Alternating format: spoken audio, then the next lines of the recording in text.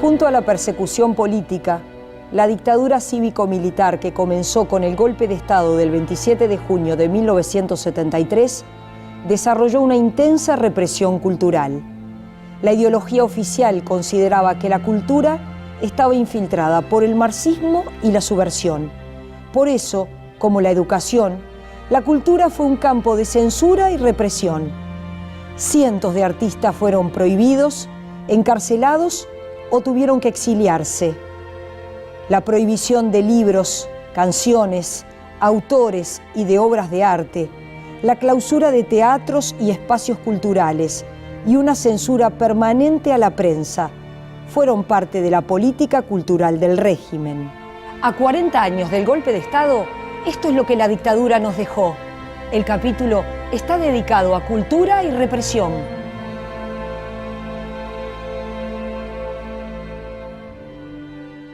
Cuando García Márquez recibe el Premio Nobel de Literatura, para de alguna manera demostrar que el realismo mágico en realidad en América Latina era solo realismo, pone 3 o 4 ejemplos. Uno de ellos era el Uruguay. El Uruguay que entre el 73 y el 76 expulsó a un 10% de su población. Hay todo un componente que puede ser compartido, que es de índole cultural, ¿no? Bueno, ¿cuáles son los valores que la dictadura va a exaltar? ¿A qué fuerzas sociales se les va a dar la palabra? Esto también, quizás yo no sea la más apropiada para decirlo, pero se está empezando a estudiar el tema de todos los movimientos sociales, culturales, tradicionalistas que emergen en dictadura o que reviven o tienen mayor protagonismo, que son los que se van a considerar, bueno, el verdadero Uruguay, el verdadero trasfondo, la verdadera matriz cultural del Uruguay. El 27 de junio del 73 estaba en la salita, la primera salita del Galpón de Mercedes y Roxlo, estrenando el espectáculo Libertad, Libertad de Flavio Rangel y Millor Fernández, dirigido por César Campodónico. Era un teatro político con escenas, poemas, sketch y canciones que tenían que ver con la libertad. Y ese día se instauraron las medidas prontas de seguridad. Entonces, mientras estrenábamos, se oía que todavía estaba empedrado la calle de Mercedes, se oía la caballada pasar. Es lo que saben esos comunistas, robar y armar líos. Oh, sí, y de ponerle el hombro al Uruguay, nada. ¿Para qué? Ah, pero se les terminó, ¿eh? Ay, mi nuera les tiene un miedo. Cada vez que nos paran para pedirnos documentos tiembla como una vara. Pero yo le digo a ella y al Raúl que al que no se mete en cosas raras no le hacen nada. Y en el 73 íbamos a estrenar, a fines del 73, Galpón Canta América, que era una versión de Libertad, Libertad, pero centrada en América. Y el día anterior al estreno ilegalizaron el Partido Comunista y nos dijeron, es un momento difícil, mejor no estrenarlo. No lo pudimos estrenar. Muchos de nosotros pertenecíamos a esos partidos que habían sido legales.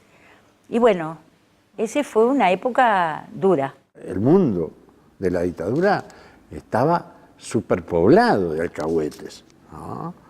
De gente obsecuente, de gente miedosa, el famoso no te metás, tenía que estar en letras gigantescas ya, ¿no? A varios compañeros como Yáñez le prohibieron dirigir, le prohibieron actuar, venían bandas que asaltaban y rompían las puertas del teatro y querían entrar. Es decir, fue una época bastante dura en la que nosotros seguimos trabajando como si nada, pero se veía venir bastante fuerte la situación. La gente, por ejemplo, tú te resfriabas, ibas a buscar un jarabe a la farmacia y qué casualidad, no había, ¿no? ¿Por qué? Porque el farmacéutico era insoportable, ¿no? Éramos todos tupamaros o comunistas, ¿no? Entonces no nos vendían. Y cuando tú ibas por la calle, profesores del liceo, se cruzaban de vereda para no saludarte. ¿Se puede decir que la dictadura, desde el punto de vista cultural, tuvo alguna impronta que caló en la vida de los uruguayos? Bueno, yo no sé si efectivamente caló, porque inspiraba rechazo, por lo menos en lo que yo creo que era la mayoría de la población, pero había aquella prédica nacionalista incesante que empezó con el año de la orientalidad, cuando había que escribir en todos los escritos dirigidos a la administración pública, 1975, año de la orientalidad, y había un machacar permanente con los hechos históricos, la gesta artiguista, etc. Y eso creo que se mantuvo durante la mayor parte de aquello que se llamó el proceso cívico-militar, o sea, la dictadura, y terminamos con el monumento a la bandera ahí frente a Tres Cruces. Creo que es parte de la misma prédica nacionalista que generó, me parece a mí, más rechazo que adhesión, porque la gente veía que detrás de aquello lo que había era la dictadura. Con el sol que me ilumina, con un libro entre mis manos, con el alma limpia y clara le respondo al Uruguay. Acompaño yo tu obra, mi esfuerzo es para ti, bajo un cielo azul le respondo al Uruguay.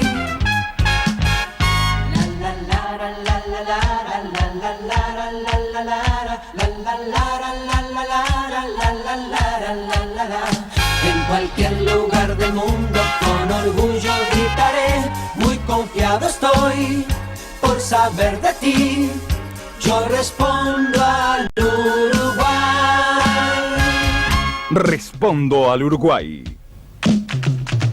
Uruguay para mí es igual democracia, y si no hay democracia no hay Uruguay, o sea que toda aquella prédica nacionalista estaba vacía de contenido y de sentido porque se apoyaba en la negación de lo que es la esencia misma de este país. ¿Cómo fueron esos años donde luego en el 76 caes presa? En enero del 76 caigo presa, ya habían caído dirigentes del consejo directivo de la institución, varios, y bueno, allí nos interrogaron mucho sobre las actividades del galpón.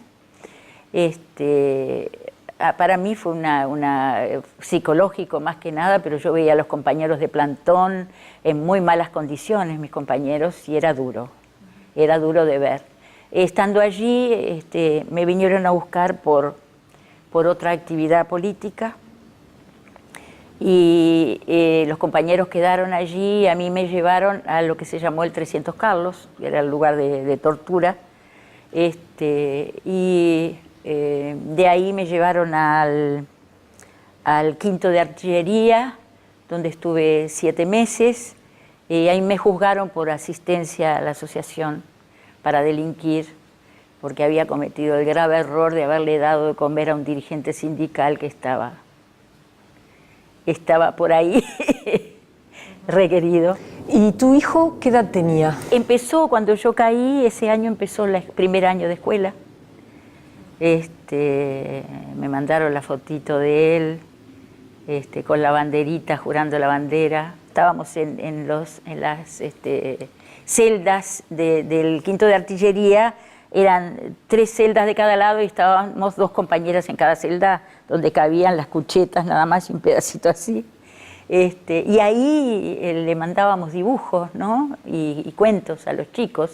Y mi hijo me contestaba con dibujos a su vez que tenía que ver con nuestra vida, lo que hacíamos, él en bicicleta o cuando cazábamos mariposas, nos contestábamos con dibujos, fue muy conmovedor eso. Vos y tus hermanas representan las vertientes de las que hablan los historiadores, una presa, otra en el exilio y otra aquí en el país.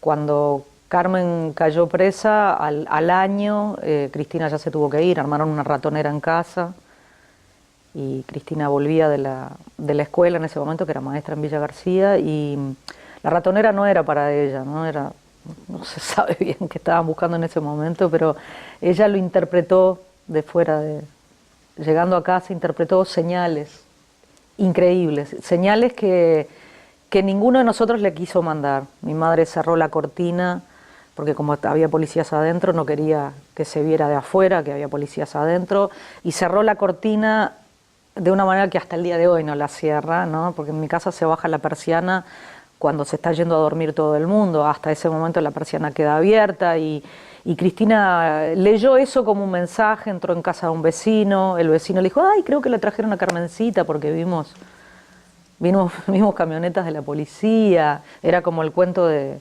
Ricitos de Oro, ¿viste? En un dormitorio con 3 camas, de golpe y porrazo, que quedaron vacías 2, y yo era un adolescente, que en realidad lo que a mí me interesaba en lo más profundo de mi cabeza era vivir mi adolescencia.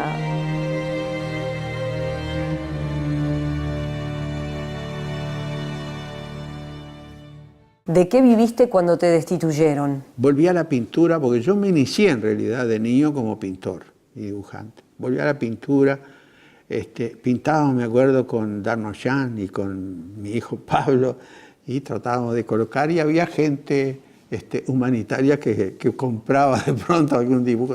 Se me abrió otra posibilidad de que en el fondo yo siguiera dando clases, siendo el profesor que en el fondo soy. Y era CX30, la radio. A esa altura yo era un conocido autor de canciones. Me ofreció y creamos Canto Popular y Trovadores de Nuestro Tiempo, que fue un programa muy, muy interesante, porque ahí podíamos mechar y arrimar cosas a la gente, ¿no? Nosotros teníamos que, entre líneas, meter las cosas, y efectivamente. Estaba Milton Esquinca, que tuvo su Boulevard Sarandí ahí, y era un programa tremendamente escuchado, hasta que ustedes, las mujeres, inventan la moda de las botas. Y él aprovecha el asunto para mandarse un speech diciendo la tiranía de las botas. Y empezó a hablar de la moda femenina y de las botas. Bueno, a la tarde cae un oficialito y le dice a Germán, el señor Milton Esquinca no puede salir más al aire. ¿Cómo era el tener que mandar las letras previo a las actuaciones? Sí, claro, para cada actuación que tenías que hacer, ya fuera de gestión propia o que ibas a tocar un festival, tenías que solicitar permiso con nombre de cada integrante, cédula de identidad, creo recordar que también la categoría, ¿no? De si eras A, B o C, y las letras de las canciones que ibas a cantar. Entonces era el desafío a ver quién jodía más a quién. Y bueno, y después a partir de ahí venían las autorizaciones y las prohibiciones más increíbles y absurdas e insólitas, como por ejemplo al Corto Buscaglia le prohibían subir al escenario. Entonces el Corto Buscaglia en Canciones para no dormir la siesta hacía sus actuaciones desde abajo con un micrófono. Empezaste a crear un lenguaje lleno de trampitas, de símbolos, de metáforas, ¿no? Era muy común encontrarse con libros con novelas, con cuentos, que había que leerlos entre líneas, ¿verdad? Es decir, todo el mundo sabíamos los códigos. Lo que pasa es que nosotros teníamos a un tira entre nosotros, no lo podíamos echar, porque lo echábamos a él y nos echaban a nosotros. Es decir, teníamos que soportar. En el otro entrepiso había una pequeña radio de la derecha, controlando todo y grabando todo lo que salía en la 30. La 30 fue uno de los lugares donde se resistió a la dictadura. Todavía ahora yo me encuentro con viejos oyentes que no pueden olvidarse y reconocen que fue como tomarse una sopa caliente después de la tormenta, después del frío, ¿no? Escuchar la 30, pegarse a la 30, ¿no? Y creo que todavía no se le ha hecho el homenaje que merece Germán, ¿no? Lo que hizo Germán, el esfuerzo de Germán, es formidable. ¿Cómo fue el trabajo en Opinar y la relación en particular con el doctor Enrique Tarigo? Bueno, teníamos la sensación, la convicción de estar participando en algo importante, de ser parte, aunque fuera en la minúscula proporción que a nosotros nos correspondía, de ser parte de un esfuerzo opositor, de una lucha por la libertad, de algo que nos emocionaba, hacía que sintiéramos que lo que hacíamos estaba lleno de contenido, de sentido, y nos gratificaba muchísimo a pesar de todos los riesgos que en aquel momento pudiera haber. Y lo sabía, cada tanto pasaba alguna cosa rara. Un día me acuerdo que llegué y pregunté, como era de estilo, bueno, Tarío, no, está en Maldonado y Paraguay, estuvo esta mañana. Pues, bueno, y Hierro, no, Hierro también está en Maldonado y Paraguay, se lo llevaron más tarde. Bueno, y Gunting, no, Gunting también. Estaba toda la plana mayor de Opinar detenida. El único columnista que había llegado con una columna era yo, terminó siendo editorial. Mi columna fue la única vez que me pasó, que mi columna fue editorial de Opinar, porque todos los demás estaban detenidos prestando declaraciones. Había situaciones ridículas, ¿no? En Mina había un detective Cañahueca, eran dos, uno negro y otro rubio como en las películas, los dos de traje, con lentes negros, entraban separados a la jefatura para que no sospecharan que eran detectives, ¿no? Y él iba y te decía en la puerta del cine, documentos, ¿no? Los dejé en casa. Bueno, Delgado me va a tener que acompañar entonces, ¿no? Te llevaban. Es decir, sabía quién era, pero te pedían el documento igual. Y uno se esmeraba muchísimo por dos razones, porque primero había un tema de peligro de que, digamos, la nota no se publicara si decía cosas demasiado, digamos, demasiado arriesgadas, o estaba el peligro de que el régimen sancionara al que dijera algo que al régimen no le gustaba. O sea que hay un primer motivo para tener muchísimo cuidado. Y el segundo motivo era que, como todos sabíamos que eso era así, uno se esmeraba por filtrar lo que quería decir y meterlo allí entre líneas. Y sabía que los lectores iban a leer entre líneas. El lector de aquellos años era mucho más atento, mucho más minucioso, era mucho mejor lector que lo que somos hoy.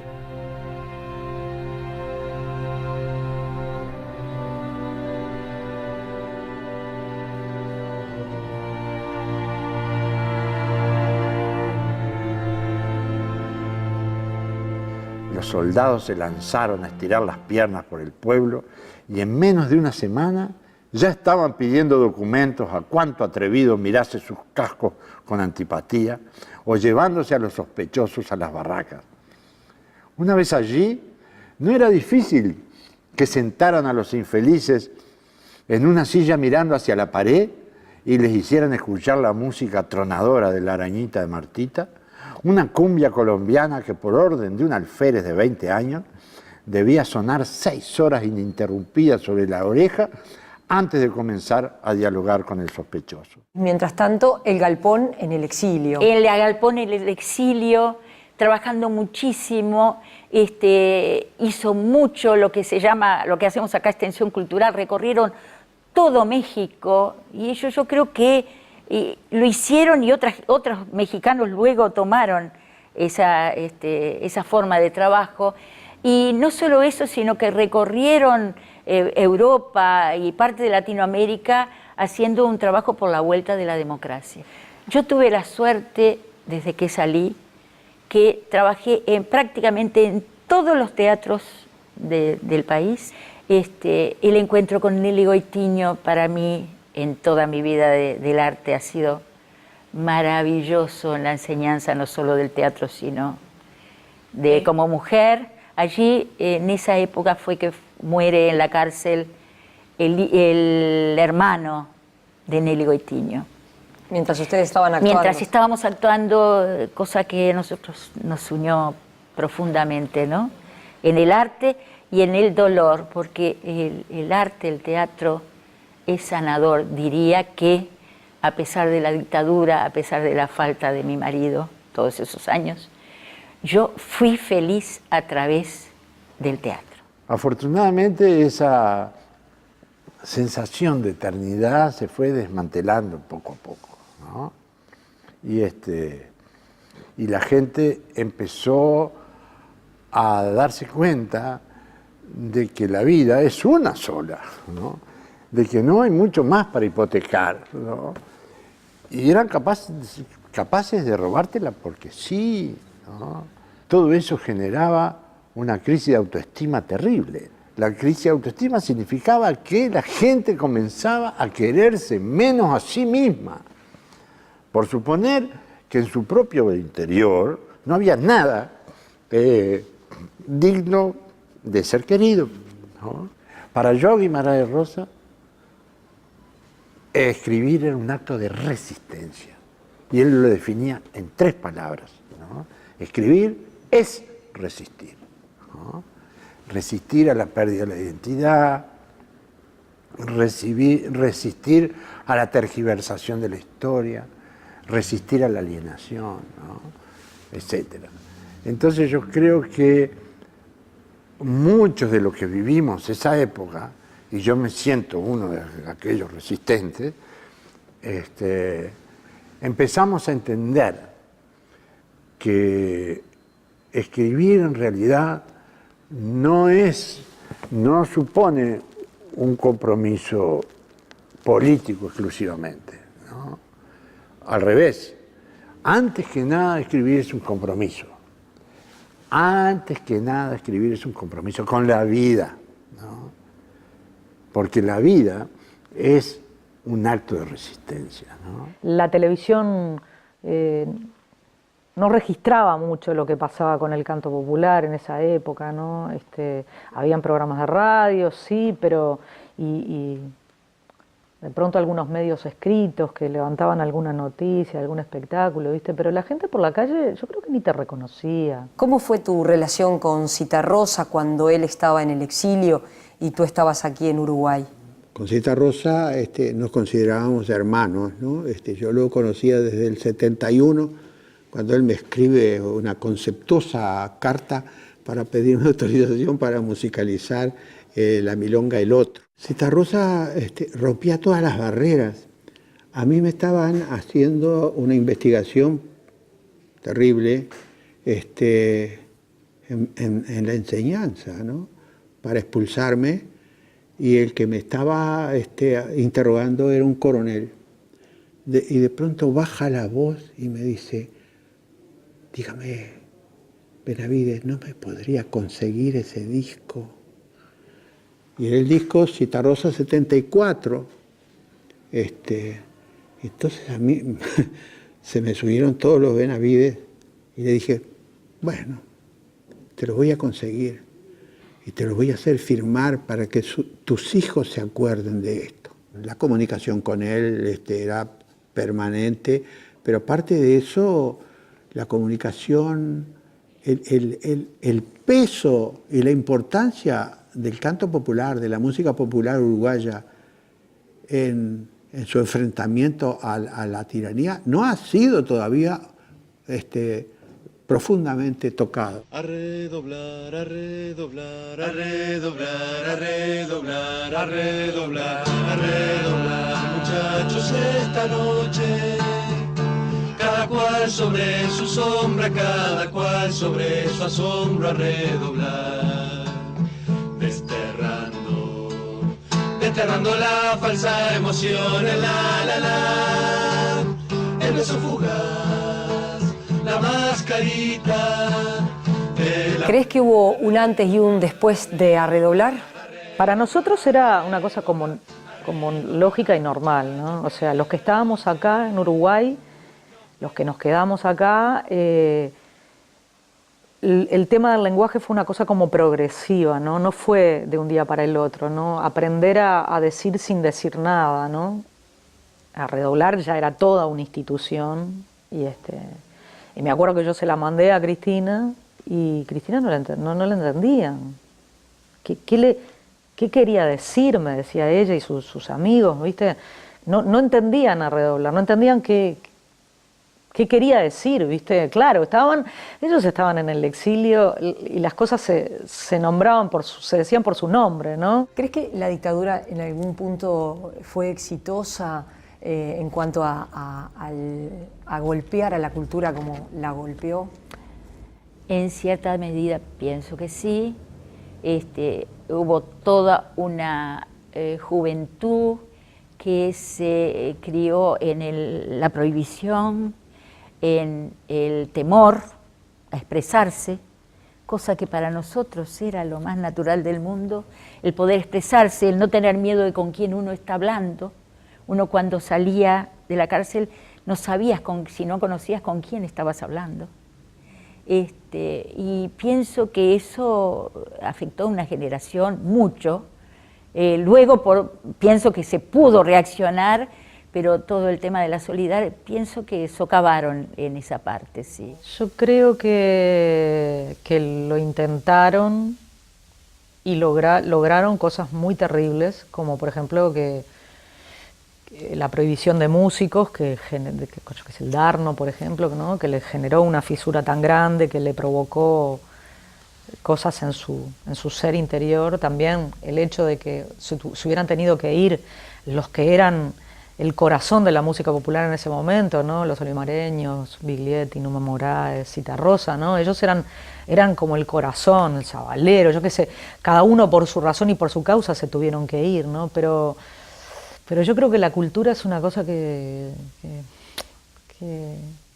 sobrevive en las peores condiciones, ¿no? Entonces, enseguida apareció una generación de recambio, no de recambio, pero sí de engranaje, ¿no? Esto no se va a detener. O sea, yo creo que ninguno de los que entramos en ese eslabón de la música, por lo menos de la música popular uruguaya, ninguno se propuso ser ese eslabón. Vamos a ser el eslabón que sostenga la cadena de la cultura. No, el 80% de nosotros se acercó porque le gustaba la música, porque tenía cosas para decir, porque había afinidad unos con otros, porque hay mucha adrenalina en lo artístico, y después te diste cuenta de repente, algunos en un momento, otros en otro, que vos formabas parte de un engranaje, ¿no?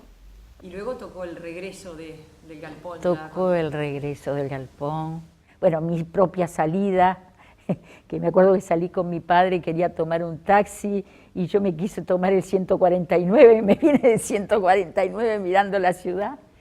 Luego la salida de mi compañero, que fue muy, muy fuerte después de 5 años, el reencuentro de las 3 vertientes del exilio, los que estuvimos presos y los que estuvieron acá también reprimidos, porque algunos habían perdido su trabajo porque tenían la letra C, estaban bastante comprimidos. El reencuentro de las 3 vertientes, que tampoco fue fácil.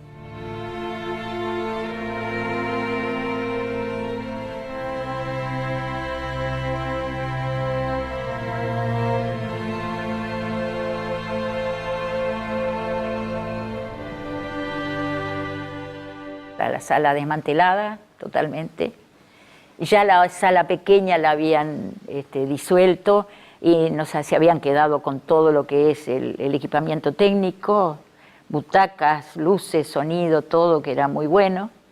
Había desaparecido todo y de esta sala estaba desmantelada. Fuimos marchando con apoyo, empezamos a renovar lo que eran los socios del Galpón. Tuvimos mucho apoyo de la gente.